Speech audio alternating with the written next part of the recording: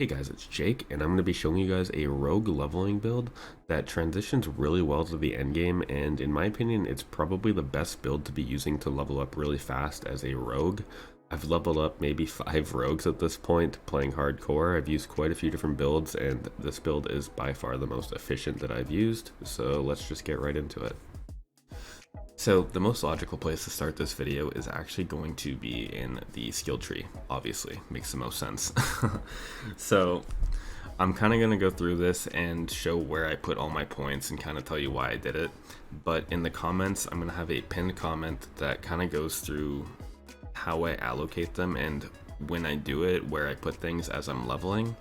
So you can follow along with that if you want a more exact method of how I spend my points. I'm just going to kind of show you how it looks like as you're leveling, obviously, like how I put the points in. So starting off here in the basic skills, we're going to have Puncture, which is going to be our basic attack. It's just going to be what we use to regain energy or to finish off weak enemies. And we're going to put that 1 out of 5. And then we're going to do Enhanced Puncture, which is going to, again, help us a little bit more with getting some more energy. And lastly, we're going to get Fundamental Puncture, which throws 3 blades in a spread instead of just a 1. But the more important part of this upgrade is it makes enemies vulnerable for 2 seconds, which is super helpful. That's kind of all you got to do in the basic skills. And then we go down to the core skills. So in the core skills, you're going to want to max out Twisting Blades. This is going to be your main attack. It's going to be your main damage dealer. You want to have that maxed out when you can. And then you do the full upgrade. So you do Enhanced Twisting Blades for the 30% increased damage when they're flying back to you. And you do the Improved Twisting Blades, which is going to daze the initial enemy that you hit with it. So if you don't know Twisting Blades, what you do is you run up to an enemy, you hit them with the blades, and it sticks in them. So when you do that with this ability, it's going to daze the enemy that you stick the knives into. And then after a few seconds, the knives fly back and do a bunch of damage to all the enemies that are kind of in the way of it. So you can kind of see how this ability is super good. From there, we kind of max out our Sturdy and we max out our Siphoning Strikes. And what these two abilities do is they're going to be passives that help with your survivability, basically. So with a max Sturdy, you're taking a nice 12% damage reduction for close enemies. And then Siphoning Strikes is going to be basically a leech that you get when you critical strike other enemies. The last thing we upgrade here is Stutter Step, which is going to give you a movement boost whenever you hit a critical strike, which is super nice. Going over to Agility now. So Agility, we're going to put 1 point into Shadow Step and 1 point into Dash, and these are going to be your main movement abilities to kind of navigate your way around enemies to help your blades do as much damage as possible.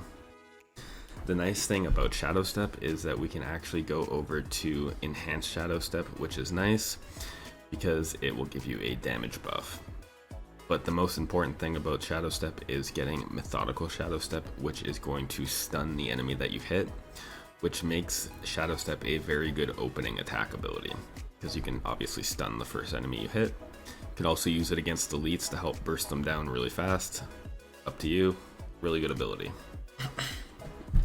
On the dash side of things, we're going to have Enhanced Dash, and we're going to have Discipline Dash, which slows enemies when you dash through them. The main purpose of the dash is, again, to navigate around enemies. Like the damage, you do damage with it, but it's not as important as kind of navigating your way through enemies to have your knives do all the damage. And that's kind of all you do here. Going into Subterfuge, the ability we go with is Concealment, which is a stealth ability. When you pop it, you're going to go invisible for 4 seconds and get a movement speed buff. What we're going to do is do 1 out of 5 for that. Upgrade to Enhanced Stealth, which gives you 40 energy when you enter Concealment, which is nice. But the big upgrade here is getting Countering Stealth, which is going to make the first attack when you're in Concealment a critical strike. So when you pop it, you do an attack, it's going to be a critical strike no matter what. And that's kind of what you do there. So from there, what we do now is we do these passives. So we get Exploit, which is going to give you a damage buff, which is always nice for healthy and injured enemies. And then we max out Malice. I know I only have a 2 out of 3 here, but my hardcore character is only level 36 right now. So we max out Malice when we can, and that's going to give you a damage buff to vulnerable enemies, which, if you remember from Puncture, happens quite frequently. You get a lot of vulnerable enemies. And then the last one, again, I don't have any points in it right now, but you should be maxing this, and that's Agile. So what this does is it gives you a dodge chance, which is super, super helpful, obviously. So we want to get Agile as well. Now, going into Imbuement, this is going to be where our last ability is on our hotbar. We're going to get Shadow Imbuement, which is going to just help you get way more damage. It's going to enhance your knives so much. You're going to get so much extra damage out of it. You're going to basically wipe mobs instantly. And then from there we get Enhanced Shadow Imbuement, which is just going to help a little bit with damage. And then we get Mixed Shadow Imbuement, which is going to help a lot with damage. Speaking of helping with damage, the 2 passives we get here is we go 1 out of 3 for Shadow Crash, which is going to give you basically a stun chance with the shadow damage. And then Consuming Shadows, which every time you kill an enemy you get 30 energy, and obviously that's really important, so you want to max this out. You're going to get a lot of shadow kills, so this is going to come in handy a lot if you have it maxed. And yeah, that's basically all you do in the Imbuement section. Going down to ultimate skills, you're going to see there's not a whole lot done here, but what we do is Innervation, which is going to be a lucky hit buff to gain some extra energy, which is super important if you want to keep running your Twisting Blades, obviously. And then at the bottom here for the key passives, definitely the best one for this build out of these 5 is going to be the Close Quarters Combat. It's just so much better than the other ones, and it makes sense considering this is basically a melee build. So definitely get that one, it will help a lot. And once you do all that, you should be level 50 at that point.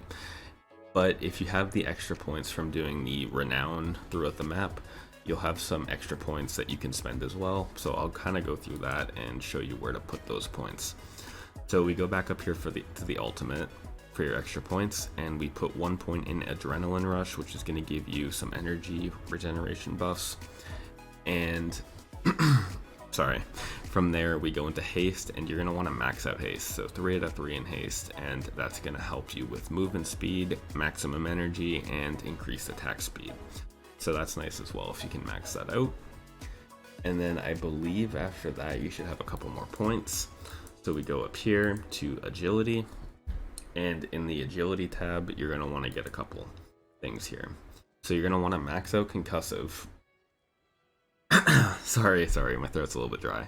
You're going to want to max out Concussive here for the increased critical strike chance, and then you're going to want to put 1 point into Trick Attacks. Trick Attacks is going to basically knock down a dazed enemy when you critically strike them. Sorry, I'm going a little bit fast here. And then lastly, we should have a couple more points. We put our last 2 points into Weapon Mastery, which is going to increase the damage with either the daggers or the swords, whichever one you're using in this build. So definitely get this with your last 2 abilities. And that should be kind of it with your skill tree. I know I went really fast. I don't know, it might have been a little bit hard to keep up, so I'm sorry for that. But like I said, in the description or in the comments, I'm going to have a pinned comment that's basically going to go through all my abilities and where I put things and what level I did it, yada yada yada. So if you want to follow along, be sure to follow along with that. It will be super easy. And that's kind of it for your skill tree. So going into our specializations now, this is something that you unlock at level 15. So once you hit level 15 on your rogue, you're going to have a class quest. Be sure to go do that, and doing that will unlock the combo points. So combo points is typically what I use. It's basically going to be, if you use your Puncture ability, you're basically going to have a stronger Twisting Blades, is kind of the way I would put it. So the more you use your Puncture, the more damage your Twisting Blades does. Hopefully that makes sense. But going further down the list here, once we get to Inner Sight, you get Inner Sight at level 20, I believe.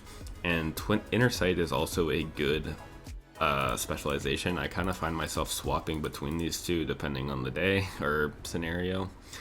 So what Inner Sight does is it will put a marker above enemies' heads. There'll be a purple marker, and as you do damage to them, it's going to fill up a bar. Once that bar is filled up, you get unlimited energy for 4 seconds, and what that allows you to do is basically just spam your twisting blades, and it will do a ton of burst damage. So it's kind of up to you which one of these you want to run. Like I said, I find myself running both. Both are viable, both are really good, so it's kind of up to you. I usually do combo points though. And that's kind of it with your specializations. There's kind of, yeah, not a whole lot else to do here for that. I wanted to add a short little aspect section to this video before we go on, just because I wanted to touch a little bit on one specific aspect. I don't want to go too in depth on a bunch of aspects and min-maxing and whatever best in slot, just because I feel that's more endgame as opposed to focusing on just leveling your character. I will say though, the one aspect that I think is absolutely mandatory is the Blade Dancers aspect.